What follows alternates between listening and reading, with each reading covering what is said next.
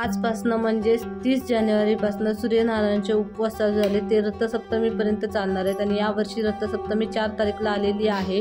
तर 5च दिवस उपवास आहेत आणि 6व्या दिवशी रथसप्तमी आहे. तर इथे त्यासाठी मी सकाळी लवकर उठले होते, कारण मला पूजा वगैरे मांडायची होती, सारून वगैरे घ्यायचं होतं. तर त्यासाठी मी गॅलरीत आले, गॅलरीची लाईट पेटवली आणि पहिल्यांदा जो काही सगळा गॅलरीतला कचरा होता ना तो सगळा काढून घेतला. नंतर किचनमधला पण कचरा काढून घेतला.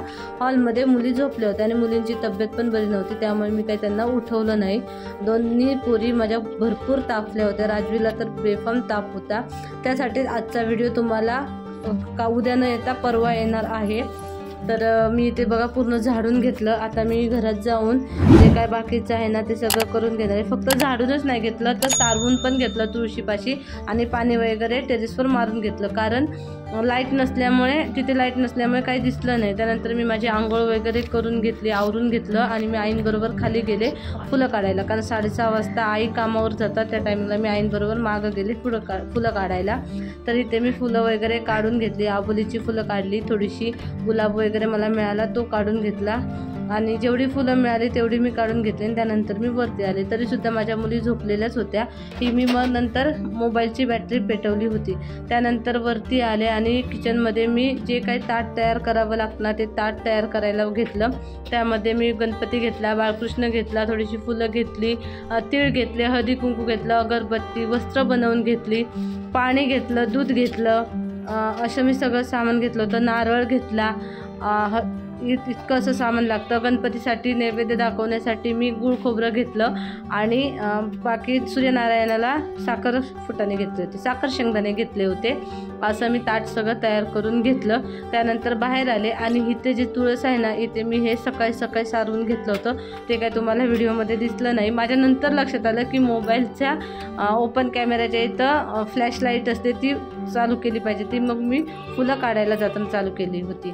तर हे सूर्यनारायणाचे उपवास धरले जातात आणि हे उपवास पौष महिन्याची अमावस्या संपल्यानंतर जो पहिला दिवस येतो, मागचा पहिला दिवस, त्या दिवसापासून हे उपवास चालू होतात आणि रथसप्तमीला हे उपवास संपतात.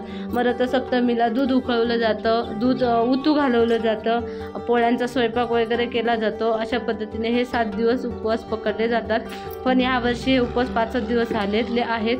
तिथे मी सारून घेतलं होतं. तिथे मी तुळशीच्या भोवती पहिल्यांदा रांगोळी काढून घेतली. त्यानंतर पाटाच्या खाली मी रांगोळी काढायची होती, कारण तिथे पूजा मांडायची होती. तर त्यासाठी मी अगोदर स्वस्तिक काढलं, त्याला हळदी कुंकू वाहिलं, धरणी मातेला वंदन केलं आणि त्यानंतर इथे मी पूजा मांडायला घेतली.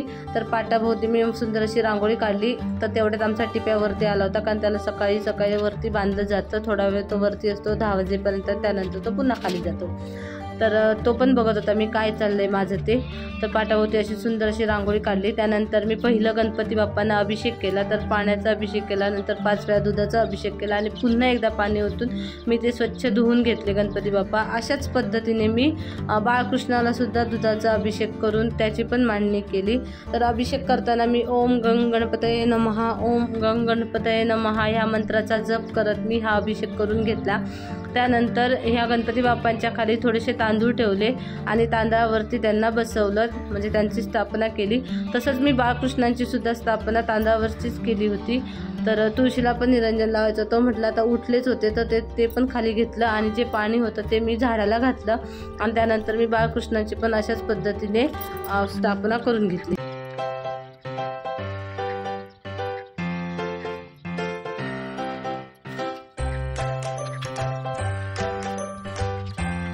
त्यानंतर मला नारळ पण ताटामध्ये पुजायचा होता, म्हणून ते सगळं सामान जे होतं ते पाटाच्या शेजारी करून घेतलं.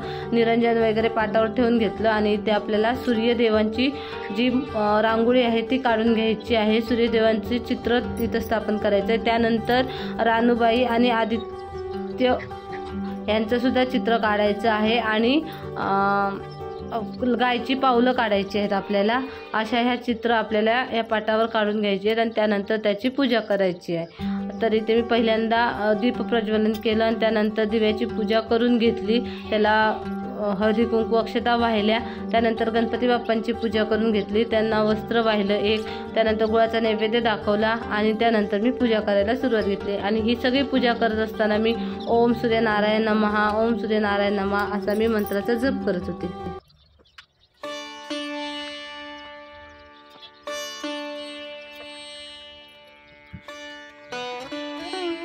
त्यानंतर मी नारळाची पण पूजा केली, विड्याची पूजा केली आणि नंतर अगरबत्ती धूप दीप दाखवला आणि जे साखर शेंगदाणे आणले होते त्याचा मी नैवेद्य दाखवला आणि नमस्कार केला।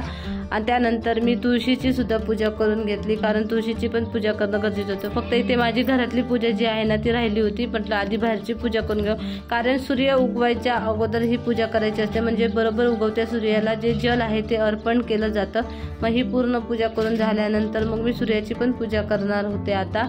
तर इथे तुळशी मातेची पूजा करून घेतली। तुळशी माते आता ह्यातली जी तुळस आहे ना ती मला 5-6 दिवस त्याला पाणी घालता आलं नाही, त्यामुळे थोडीशी पानं त्याची झडून गेली आहे। तर आता बघू नवीन लावेन किंवा मग हिलाच जरा जीव द्यायचा आहे।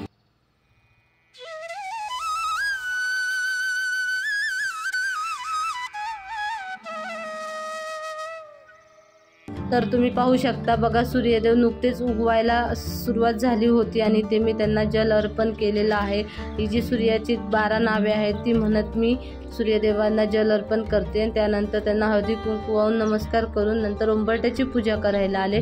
उंबरटा पहिल्यांदा धुवून घेतला स्वच्छ आणि त्यानंतर उंबरट्याची पूजा केली। दरवाजावर जे स्वस्तिक आहे त्या स्वस्तिकाची पण पूजा केली मी आणि त्यानंतर मी घरातल्या पूजेला निघून गेले होते। तर अशा पद्धतीने मी 7 ते 5 दिवस जे सूर्यनारायणचे उपवास आहेत ते पकडणार आहे आणि त्याची पुढचे 5 दिवस अशाच पद्धतीने पूजा मांडायची आहे। रथसप्तमीला जे काय करणार आहे त्याचा व्हिडिओ मी तुमच्यासोबत शेअर करेन।